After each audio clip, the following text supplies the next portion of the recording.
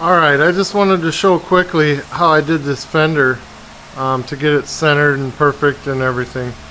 Obviously took the tire off so you can get to the framework, and basically what I did was I measured, I measured and made sure that the back of my axle, I put a center mark on the framework, and then I put a center mark on the trailer. I lined up those two marks, that way I'm dead center on that tire and it's not going to look ridiculous.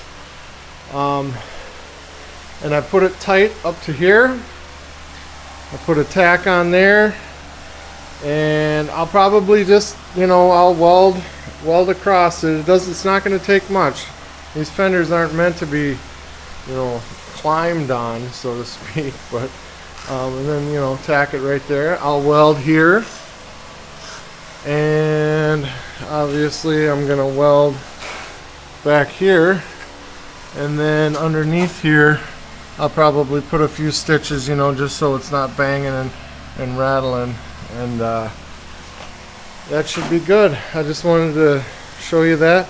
My next step now, before I go ahead and weld this up, is I'm going to double check, because I'm going to throw that tire back on, and everything should work fine. I hope so. It's too late to take this fender back. But I already did my double checking, so we should be good. And some guys, I don't know, I've seen it before where they add a piece of angle iron out here or put something along the bottom edge, but I'm not going to do that in this case. If I dent up the fender, I dent up the fender. I mean, they're cheap enough for me to replace it if I have to, so I just wanted to show you that. Okay, I just put the tire on just to make sure. Now there's one more thing I want to bring up about this, and it might not be a bad idea to get your fenders, and I did this, but double check before you put these side racks on. You might want to make that side rack a hair bigger if you feel you need more clearance. Right now I measured this, I have 2.5 inches before that tire bottoms out, which happens to be the exact same distance I have before my axle bottoms out against the frame.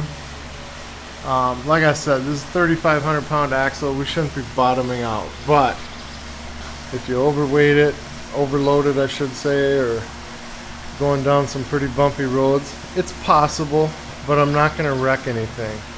So just something to consider before you put your side racks on, because now would be a bad time to find out, oh man, I should have had my fender up another inch.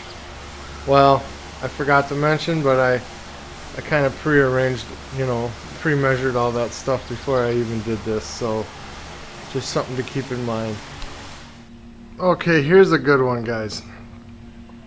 Check out my rear suspension versus the fender. This could be a potential issue.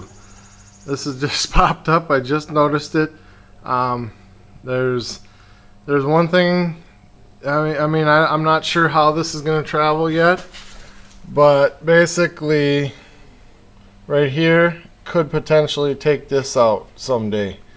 If this gets loaded down, hitting bumps, the travel of this could potentially bend that out. So in this case, I'm probably going to leave it alone until I get everything on it that I want. And if it's going to be a problem, what I'll do most likely is take a cutoff wheel, cut up, and cut that little section right out. Maybe I'll fill it back in with something. We'll see how the cut looks. I'm not too worried about it, but this is the kind of stuff that comes up.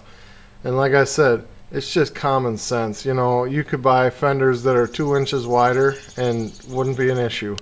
But I just happened to notice this, and I just wanted to bring it up because this is real life.